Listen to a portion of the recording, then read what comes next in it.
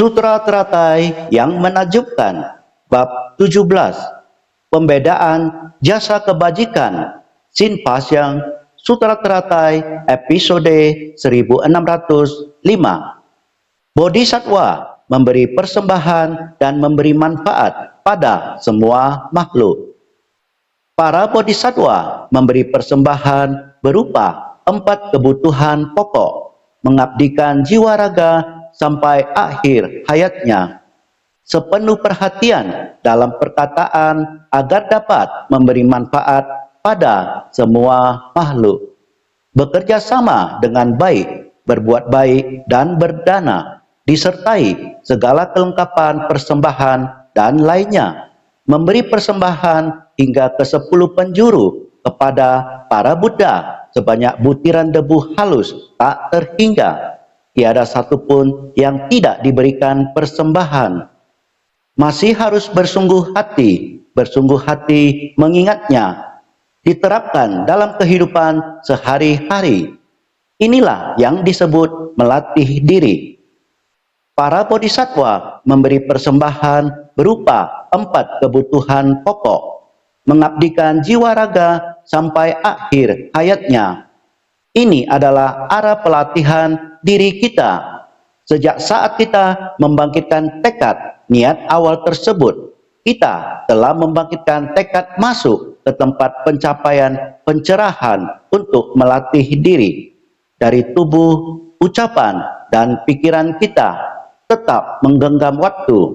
Demikian menggunakan tubuh sebaik-baiknya untuk mencapai target pelatihan diri.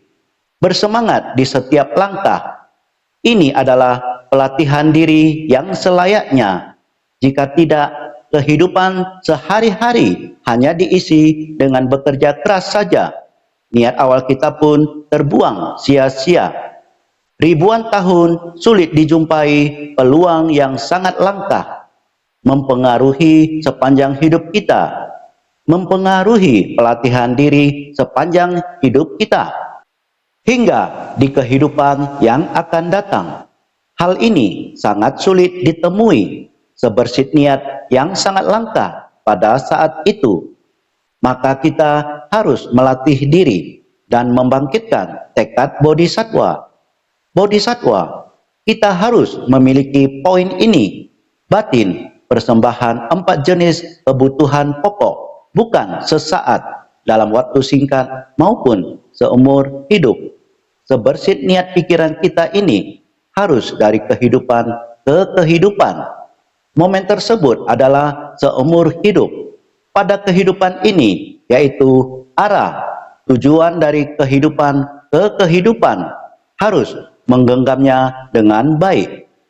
Kita harus menjalankan 4 hal, mengabdikan tubuh untuk memberi persembahan. Memberi persembahan yang seperti apa? Sepenuh perhatian dalam perkataan. Mulut harus selalu mengatakan perkataan baik. Sepenuh perhatian adalah bersungguh-sungguh. Bersungguh-sungguh dalam mengatakan perkataan baik. Setiap saat ketika membuka mulut dan berkata-kata, kita harus mengatakan perkataan baik. Ini disebut perbuatan baik dari ucapan. Harus terus-menerus membujuk semua makhluk. Kita semua harusnya melatih diri. Kita harus menyelamatkan orang, juga harus melatih diri, sehingga mulut kita harus membujuk sepenuh perhatian dalam perkataan. Kita harus berhati-hati dalam berkata-kata, tidak hanya membujuk orang dalam berkata-kata baik, dalam berkata-kata juga harus berhati-hati. Berkata-kata mempengaruhi karakter kita sebagai manusia. Berkata-kata adalah tindakan untuk mempengaruhi orang lain. Jangan mengira perkataan begitu sepele. Berkata-kata adalah supaya kita dapat menolong semua makhluk dan membabarkan dharma. Jadi, baik itu membaca sutra, melafalkan sutra, mengajarkan orang membaca sutra, mengajarkan orang menulis, semuanya ini dapat dilakukan lewat perkataan. atau untuk membabarkan dharma demi manfaat semua makhluk. Ini juga harus mengajar orang untuk dapat berkata sehingga sepenuh perhatian dalam perkataan, maka harus sepenuh perhatian dalam berkata baik. Jika kita ingin memberi manfaat bagi makhluk hidup, maka kita harus memberi manfaat bagi makhluk hidup dengan kata-kata kita, berbicara tentang makhluk yang bermanfaat. Metode apa yang bisa kita gunakan untuk menguntungkan mereka?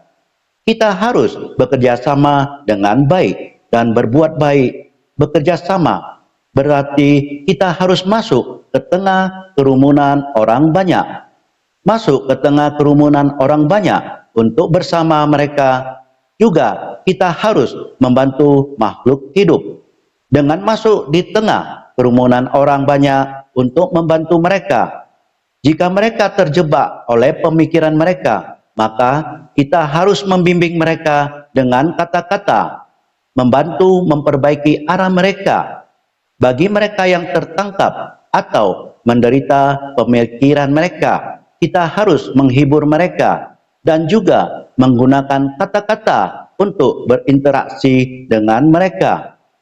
Bagi mereka yang takut dan tidak berdaya, kita harus membantu mereka meredakan ketakutan mereka dengan menghibur mereka dan menenangkan hati mereka. Setelah mencabut penderitaan, dilanjutkan dengan membabarkan dharma. Untuk berbicara dengan mereka, membantu hati mereka menjadi tenang dan tidak perlu risau. Mereka harus menguasai arah yang sesuai di kehidupan kita. Kita harus berada di antara orang-orang. Ketika berada di antara orang-orang, kita harus bekerja sama dengan baik. Setelah membimbing semua orang untuk menjadi damai, kita mendorong mereka untuk bergabung dalam melakukan perbuatan baik dan berada di antara orang-orang untuk membimbing mereka. Ini adalah persembahan bodhisattva. Dengan mempraktikkan berbuat baik, ini semua demi memberi manfaat untuk makhluk hidup. Kebutuhan makhluk hidup, kebutuhan emosional mereka, kebutuhan hidup, dan kebutuhan konseling untuk perilaku yang salah. Ini semua perlu diajarkan kepada semua makhluk hidup. Semua makhluk hidup memiliki sifat alami Buddha. Setiap orang memiliki sifat sejati, meskipun kebiasaan orang-orang menyimpang. Kita harus bersikap toleran. Kita harus membujuk mereka dengan pemahaman yang baik dan tidak pernah menyerah pada makhluk hidup. Ini adalah berbuat baik. Kita sering membahas makhluk hidup di neraka. Apakah mereka memang jahat?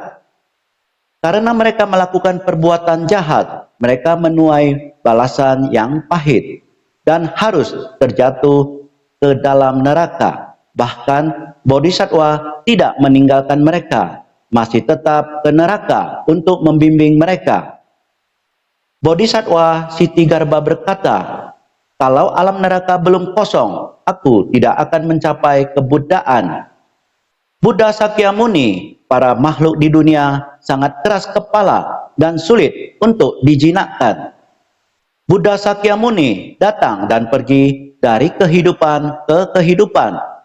Bukankah untuk menjinakkan para makhluk yang keras kepala, yaitu dengan mengajar dan tidak meninggalkan mereka? Ini adalah kewajiban bodhisattva. Ini adalah bodhisattva mengajarkan dharma melalui ucapan. Harus bersungguh hati dan penuh kesabaran, menasehati dan membujuk orang-orang untuk masuk ke kerumunan orang banyak dan bertemu dengan para makhluk yang menderita, selalu bersama dengan mereka dan tidak meninggalkan mereka, menemani dan membimbing mereka dengan baik.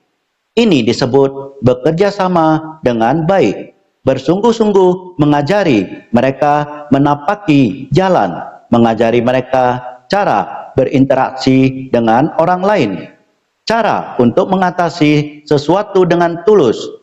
Ini semua merupakan kewajiban bodhisattva.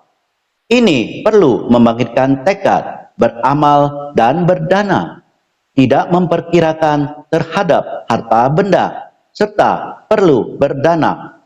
Inilah bodhisattva yang sesungguhnya. 4 metode dalam memeluk semua makhluk adalah jalan terpenting dari praktik bodhisattva. Oleh karena itu, kita dengan 4 metode dalam memeluk semua makhluk, 4 ikrar agung, dan berjalan di 6 paramita, berdana, menegakkan sila, kesabaran, upaya bersemangat, meditasi, dan menerapkan kebijaksanaan. 6 paramita memerlukan 4 ikrar agung sebagai akar dan 4 metode dalam memeluk semua makhluk sebagai pendukung. Dengan 6 paramita dan puluhan ribu praktiknya sebagai jalan yang dibuka oleh bodhisattva, ini tidak boleh dikurangi. Para bodhisattva memberi persembahan berupa 4 kebutuhan pokok di bab pembedaan jasa kebajikan. Bukankah ini yang dibahas? Jika tidak, apakah hanya menceritakan tentang membangun sangharama? Apakah hanya menceritakan tentang memberi persembahan? Demikian sederhana. Para perumah tangga datang memberi persembahan kepada para biksu? Bukan, ini hanya sebuah perumpamaan. Manusia hanya tahu bahwa memberi persembahan kepada Buddha, jasa kebajikannya besar. Demi mendapatkan jasa kebajikan, mereka memberikan persembahan dalam bentuk materi. Makna dari persembahan kepada Sang Buddha bukan dalam bentuk materi, melainkan ajaran perilaku. Bodhisattva juga berdana terhadap para makhluk. Jadi disebut cinta kasih, belas kasih, sukacita, dan keseimbangan batin. Ini baru dinamakan membina diri. Cinta kasih, belas kasih, sukacita, dan keseimbangan batin. 4 huruf ini harus dipikirkan dengan jelas. Makhluk hidup yang tak terhitung jumlahnya, semuanya adalah penerima sumbangsi dari bodhisattva. Karena para makhluk yang menderita sangat banyak. Bukan hanya karena kaya maka tidak menderita, justru orang kaya lebih menderita. Orang miskin yang menderita sangat banyak, membutuhkan orang yang memberikan mereka makanan, memberikan mereka pakaian hangat. Banyak orang yang menderita karena penyakit dan kelumpuhan, membutuhkan seseorang untuk menolong mereka agar mereka bisa berdiri dengan tegak, berjalan dengan mantap, mendapatkan jalan keluar. Ini semua yang harus ditolong oleh bodhisattva. Orang-orang ini tidak ada hubungan saudara dengan saya. Saya mempunyai tanggung jawab dan panggilan jiwa ini, mempunyai kekuatan ikrar, maka saya harus bersumbangsi, berbelas kasihan tanpa syarat dan mengasihi insan lain bagaikan terhadap diri sendiri. Tidak tega, para makhluk jelas-jelas adalah orang normal, tapi tabiatnya sangat buruk. Bukan diajarkan sekali sudah langsung bisa, bukan berarti dia bisa berubah dalam waktu singkat. Jadi kita hendaknya memiliki welas asih. Kita hendaknya mencari cara untuk membimbing mereka dan mengubah mereka dengan bekerja sama dengan baik. Karena mereka juga menderita. Suatu lingkungan sama seperti rumah kaca. Di dalam rumah kaca ini, bila kita tidak belajar dengan toleransi, kita akan membawa kebiasaan buruk kita keluar. Lingkungan yang lain mungkin dingin dan rumit. Bagaimana kalau sesuatu terjadi? Ketika kita membayangkan banyaknya jebakan dalam hidup, mengapa ketika era damai kita tidak tahu menghargai hubungan kita dengan baik? Jadi dalam hubungan antar sesama, kita hendaknya saling menghormati, menyayangi, mengasihi. Jadi, kita hendaknya senantiasa menggunakan bahasa cinta kasih untuk saling menyemangati. Ini sangat penting.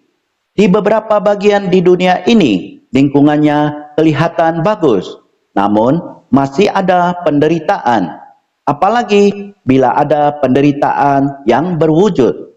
Mereka yang menderita karena kemiskinan, tidak ada tempat berteduh. Jadi, kemana mereka pergi? Ada orang yang tidak punya rumah untuk pulang. Ada yang punya rumah tapi tidak bisa pulang. Misalnya, para pengungsi. Ada berapa banyak pengungsi di dunia? Ketika mereka pulang ke rumah, rumahnya hancur. Ketika mencari keluarganya, keluarga mereka sudah meninggal. Kita harus menyediakan tempat bagi mereka di mana mereka bisa merasa seperti berada di rumah untuk menghibur mereka. Ada banyak makhluk yang menderita, orang kaya dan miskin, semuanya menderita dalam hal yang berbeda. Hidup orang miskin susah, sedangkan orang kaya banyak kekurangan. Yang kurang bagi mereka berasal dari keserakahannya yang tak habis-habis. Yang kurang bagi mereka adalah dari segi rohani. Kekurangan yang didasarkan pada ketakutan, bahkan hukum alam yang paling menakutkan, ketidakkekalan, penderitaan, dan kekosongan di dunia yang membawa mereka merasa sangat takut. Orang yang tidak mengerti prinsip kebenaran, istilah-istilah ini mereka tidak mengerti. Ketika ketidakkekalan datang, mereka akan sangat panik. Lahir, tua, sakit, dan mati lebih menakutkan bagi orang kaya. Sekarang, teknologi dan fasilitas kesehatan sangat canggih. Ini bukan karena dia kaya, jadi segala sesuatu bisa sesuai dengan keinginannya. Seseorang bisa terbebas dari penyakit, bukan berarti satu suntikan bisa menyembuhkan semua penyakit. Mereka juga harus menanggung penderitaan karena sakit. Apa penyakitnya? Siksaan batin. Apalagi ketika ketidakkekalan tiba, ini tidak memandang kaya atau miskin. Bagi orang yang lebih kaya, mereka bisa terbebas dari bencana alam, ketidakkekalan, penderitaan, dan kekosongan. Bukan demikian. Singkat kata, hidup manusia penuh dengan penderitaan. Karena demikianlah Buddha datang ke dunia, mengajar dan membimbing para makhluk. Juga karena demikian, kita memiliki sebab dan kondisi untuk mendengarkan Buddha Dharma dan kebenaran sejati.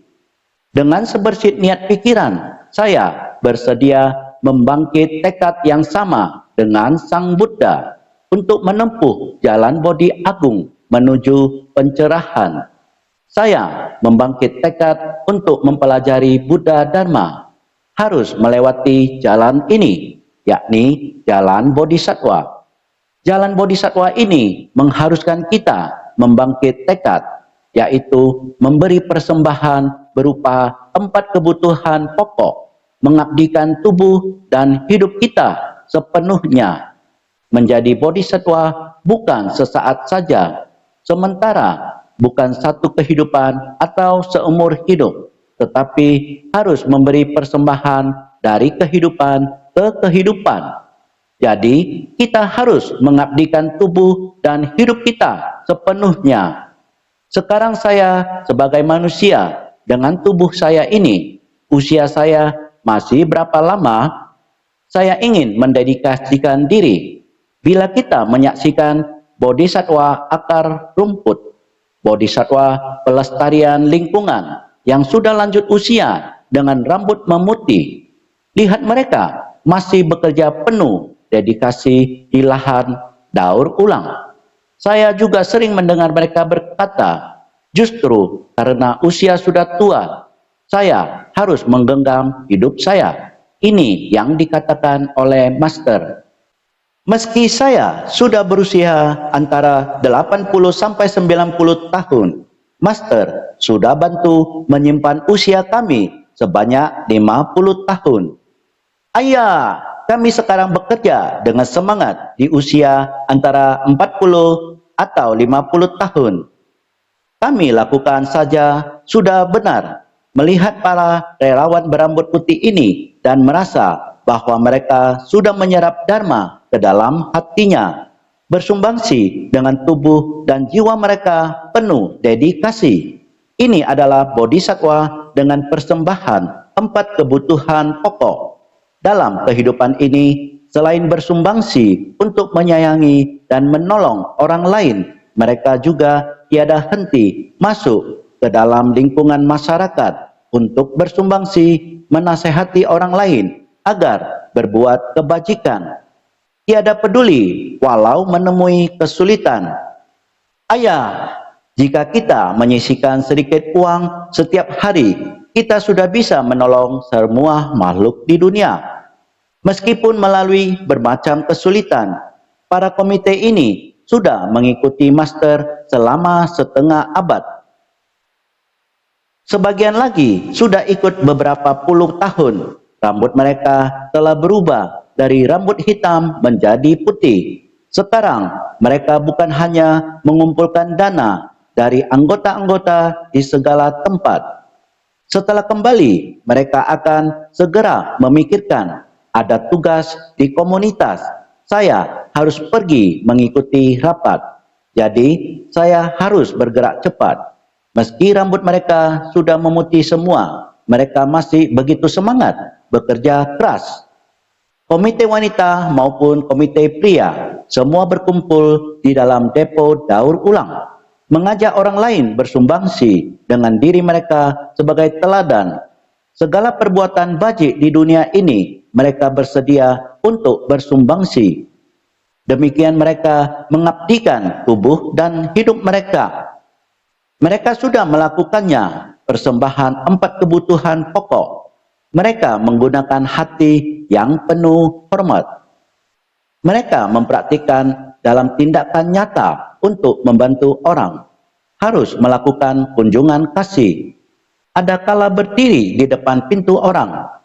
Kamu buka pintulah. Saya adalah Ingsan Ceci. Haya, kamu buka pintulah. Saya sudah sangat lama berdiri di sini. Para hadirin bersabar. Kenapa? Hati welas asih. Mengasihi orang yang mengurung diri di dalam. Orang yang tidak bisa lari keluar dari pintu hati mereka. Coba pikirkan, bukankah ini adalah terus berkata baik, menasehati orang, dan memberi manfaat kepada semua makhluk? Bukankah ini adalah memasuki kerumunan orang banyak dan tindakan berbuat baik dan senantiasa berdana? Dana dia adalah bersumbangsi atas jiwa kehidupan sampai akhir hayat seperti ini. Ini adalah mengabdikan jiwa raga sampai akhir hayatnya. Jadi, sejenis ini selain mengabdikan jiwa raga sampai akhir hayatnya, disertai segala kelengkapan dan persembahan dan lainnya, yang berwujud, yang tidak berwujud, mengabdikan jiwa raganya, yang berbentuk, yang tidak berbentuk. Dia akan memberi persembahan seperti ini, memberi persembahan hingga ke 10 penjuru, juga sangat menyeluruh. Meskipun Ceci berkembang di Taiwan, namun sudah menyebar ke seluruh dunia. Karena adanya pemikiran batinia ini, orang yang mempraktikkan dalam tindakan nyata yang akan menggerakkannya, jadi dapat mempengaruhi, membawa pemikiran batinia kepada umat manusia. Jadi, para Buddha sebanyak butiran debu halus tak terhingga. Kita menggunakan hati demikian untuk memberikan persembahan. Setiap orang merupakan Buddha yang akan datang. Saya tidak berani meremehkan Anda, karena Anda juga akan bisa mencapai kebuddhaan di masa mendatang. Berbicara terhadap orang haruslah dengan sikap menghormati, apalagi yang adalah praktisi. Terhadap para praktisi, merekalah yang terlebih dahulu memiliki kesadaran untuk melatih diri. Kita masih belum mempersembahkan tubuh untuk melakukan pelatihan diri. Kita harus menghormati para praktisi, berbicara harus dengan sangat hormat. Sedikit pun tidak boleh merendahkan atau meremehkan. Tidak boleh menggunakan bahasa dan kata-kata buruk. Jadi, hal yang sama, kebalikannya harus menggunakan kata-kata baik, bahasa menghargai, harus paham untuk menghargai orang. Ini disebut berkata baik. Ini haruslah benar-benar bersungguh hati untuk memahami makhluk apapun, semuanya merupakan Buddha yang akan datang. Tidak boleh meremehkan mereka. Oleh sebab itu, kita harus membangkitkan tekad bodhisattva dari 4 kebutuhan pokok memberikan persembahan. Tiada satupun yang tidak diberikan persembahan. Menggunakan 4 kebutuhan pokok ini, melihat semua makhluk sebagai Buddha. Dalam kelahiran demi kelahiran ini, bukankah jumlahnya bagaikan butiran debu halus banyaknya? Kita harus mulai menjalin jodoh baik dari jumlah kecil dulu. Menjalin jodoh baik tiada hentinya, mengakumulasikannya hingga di masa mendatang. Itulah sebanyak butiran debu halus menunjukkan dari kehidupan demi kehidupan kita. Jadi semua orang haruslah sangat bersungguh hati untuk menghayati kata-kata ini. Bab pembedaan jasa kebajikan. Buddha mulai memberitahu kepada semua orang, kalian harus bersungguh hati, karena ini adalah untuk memasuki pengetahuan dan pandangan Buddha. Oleh karena itu, harus dijelaskan dengan sangat jelas kepada semua orang. Apa yang dimaksud dengan pengetahuan dan pandangan Buddha? Ini bukan hal yang sederhana, bukan hanya melatih diri di hutan, bukan hanya melakukan persembahan 4 kebutuhan pokok, pakaian, makanan, tempat tinggal, dan sarana transportasi. Bukan hanya itu saja, persembahan 4 kebutuhan pokok yang sesungguhnya adalah berada dalam pelatihan batin para praktisi, yaitu pada 4 kelompok praktisi, 2 kelompok perumah tangga, dan 2 kelompok monastik, harus dengan penuh keyakinan menerima dan mengamalkan persembahan 4 kebutuhan pokok. Persembahan bukan pada yang berwujud, namun pada yang tidak berwujud. Mendengarkan Dharma, mempraktikkannya dalam kehidupan sehari-hari, dan menghadapi berbagai hal dengan kebijaksanaan. Ini juga yang harus diingat oleh setiap orang setiap hari. Buddha membuka dan menunjukkan kepada kita, kita harus memahami dan memasuki pengetahuan dan pandangan Buddha. Jadi, dalam naskah sutra sebelumnya disebutkan membangkitkan tekad, memberikan persembahan, pahala kebajikan akan sangat besar. Naskah sutra sebelumnya menyebutkan, sebagaimana ruang angkasa yang terbentang ke arah timur, barat, selatan, utara, 4 mata angin pelengkap, atas dan bawah, tak terhingga dan tak terbatas. Jasa kebajikan dari orang ini juga sedemikian tak terhingga dan tak terbatas, serta akan segera memperoleh pengetahuan menyeluruh. Sutra Teratai bab 17, pembedaan jasa kebajikan. Kita perlu melatih diri, kita perlu membuka kebijaksanaan, kita perlu membaca dan melafalkan, menyalin, mengajari orang, membaca, dan lain-lain. Pahala kebajikan ini sangat besar. Naskah sutra yang sebelumnya melatih 5 paramita dan lagi, lalu ada lebih giat. Prajna adalah kebijaksanaan. Memasuki pandangan Buddha, maka perlu kebijaksanaan. 5 paramita yang dibahas sebelumnya hanya dikatakan, saya mau pahala kebajikan. melakukan hal-hal begini mau mendapatkan pahala kebajikan. Kamu mau pahala kebajikan, maka perlu ada kebijaksanaan. Memahami makna dari persembahan yang sebenarnya. Persembahan yang sebenarnya adalah perlu melatih tubuh, mulut, dan pikiran. 3 karma memberikan persembahan yang tulus, kembali pada sifat aslinya. Ini barulah pahala kebajikan yang sebenarnya. Oleh karena itu, hanya dengan mengembangkan 5 paramita, hal yang nyata, pahala kebajikan ini sudah sangat besar. Seandainya bisa masuk kebijaksanaan lagi, membuka tubuh dan pikiran Anda, pahala kebajikan akan lebih besar lagi. Besar sampai tahapan apa? Yaitu akan memperoleh pengetahuan menyeluruh. Kebijaksanaan menyeluruh adalah pengetahuan Buddha. Pengetahuan sudah dapat mencapai hingga pengetahuan Buddha. Pengetahuan Buddha disebut kebijaksanaan menyeluruh. Pengetahuan Bodhisattva disebut pengetahuan akan jalan pencerahan. Para saraweka, prayeka Buddha, dan kita yang mendengarkan Dharma adalah hanya mendapat kemahatauan, mengerti semua prinsip di dunia hanya sebatas itu saja. Jika kita benar-benar bisa masuk ke dalam jalan kebenaran, maka kita akan memahami 4 metode dalam menuntun dan persembahan 4 jenis kebutuhan pokok. 4 ikrar agung sebagai dasar, 4 metode dalam memeluk segala makhluk masuk ke tengah orang banyak.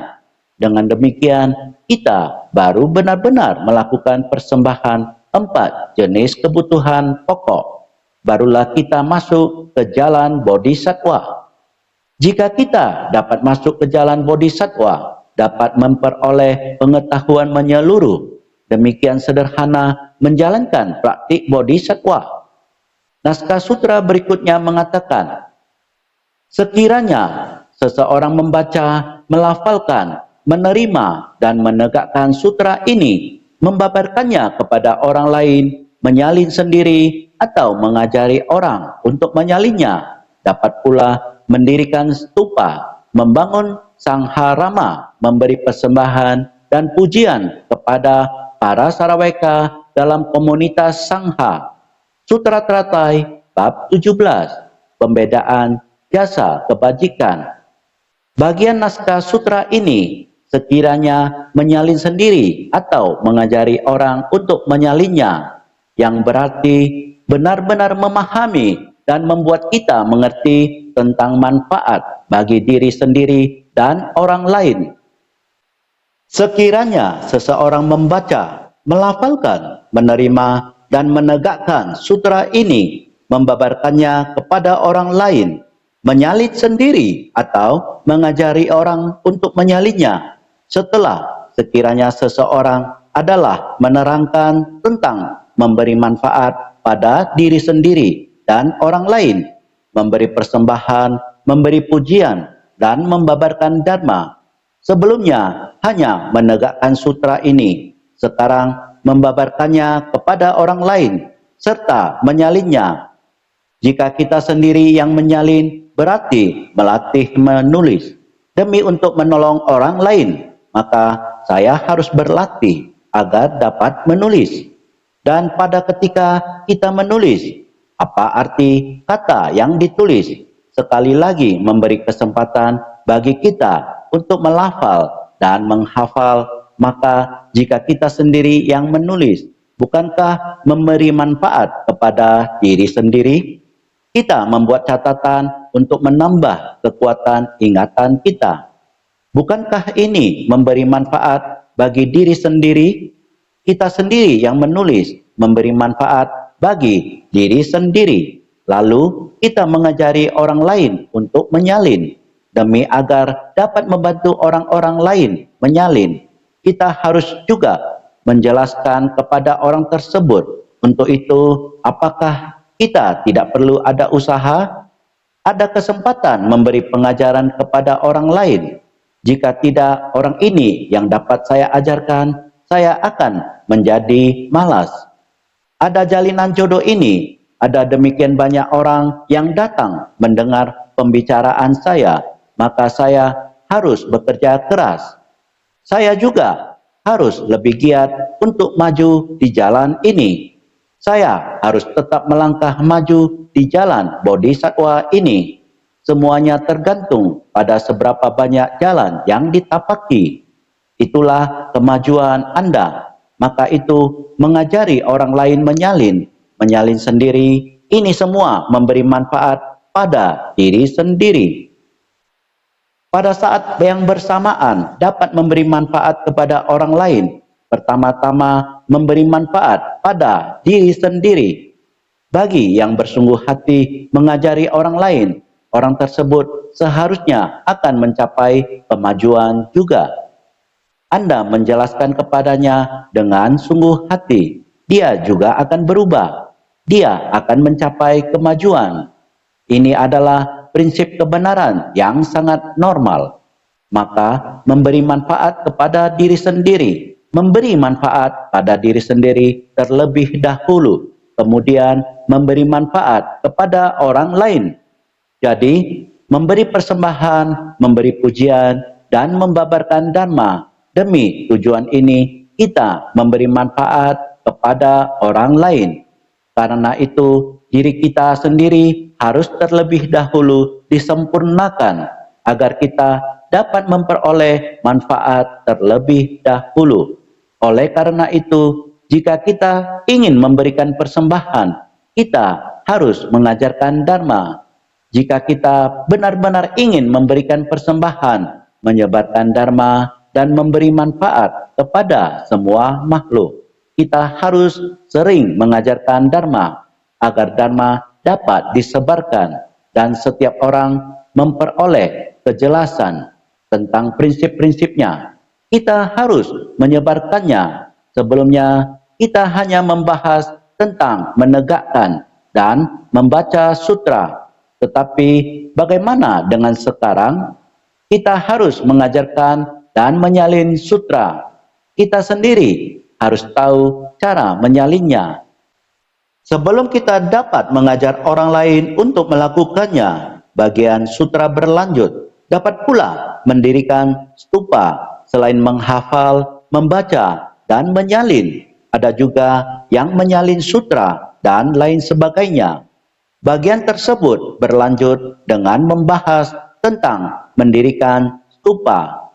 Dapat pula mendirikan stupa, membangun sangharama, memberi persembahan dan pujian kepada para saraweka dalam komunitas sangha, mendirikan stupa, memberi persembahan, membabarkan dharma kepada orang. Inilah dana paramita. Kemudian secara terampil mampu mendirikan stupa dan membangun candi, memberi persembahan pada komunitas sangha dan memuji sutra ini. Kita seharusnya bisa memberikan pujian kepada orang lain, antara manusia dengan manusia. Orang yang memberikan pujian kepada orang lain adalah orang yang dihormati selamanya. Oleh karena itu, kita harus bisa, harus tahu, tentu saja bukan kelancaran dalam mengucapkan omong kosong.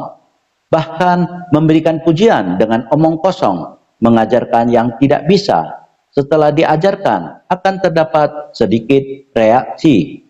Kita harus berkata, sangatlah baik. Jika rekan kerja kita memberikan semangat kepadanya untuk mengerjakan.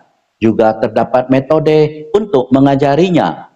Apabila dia bersedia untuk melakukannya, Anda harus memujinya. Dia akan merasakan sukacita. Yang tidak benar, kita menasehatinya dengan penuh kelembutan.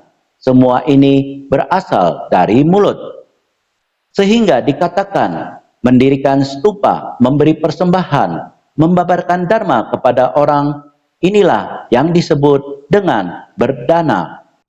Kemudian, secara terampil, mampu mendirikan stupa dan membangun candi. Semua ini adalah berdana, memberi persembahan, kepada Sangha Rama, juga memberi pujian. Inilah yang dimengerti oleh orang yang membaca sutra.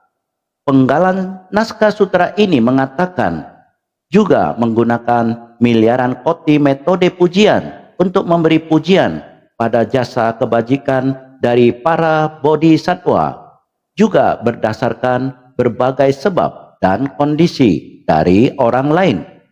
Menjelaskan sutra teratai ini sesuai maknanya. Sutra teratai bab 17, pembedaan jasa kebajikan, juga menggunakan miliaran koti metode pujian untuk memberi pujian pada jasa kebajikan dari para bodhisattva. Bodhisattva juga memerlukan pujian dari orang lain.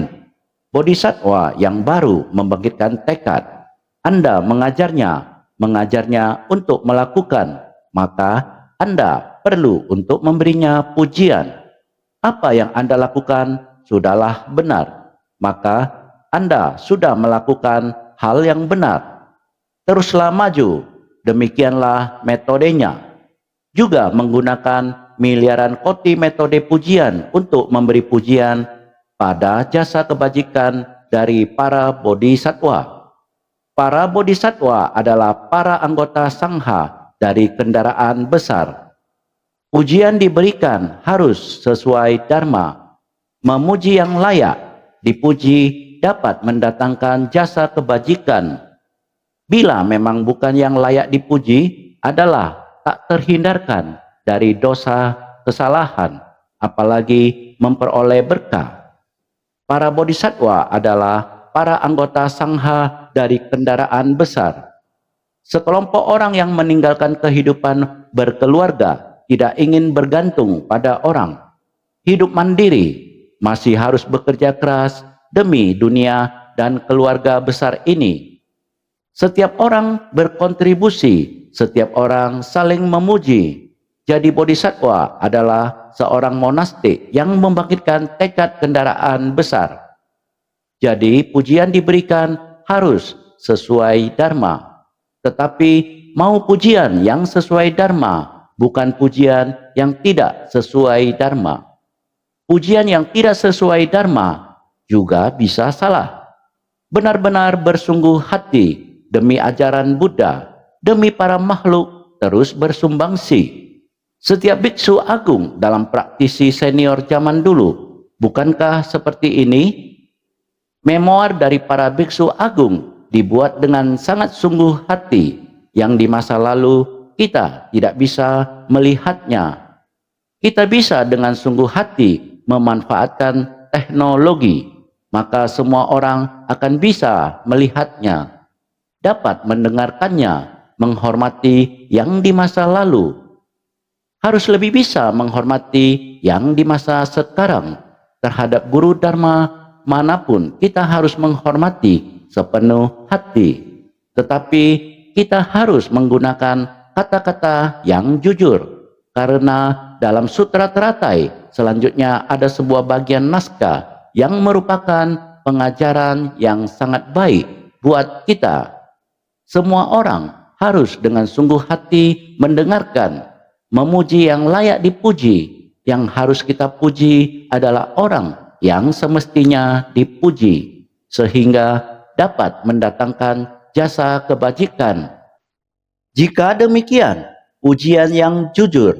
Jadi, bila memang bukan yang layak dipuji seperti ini, asal berbicara saja.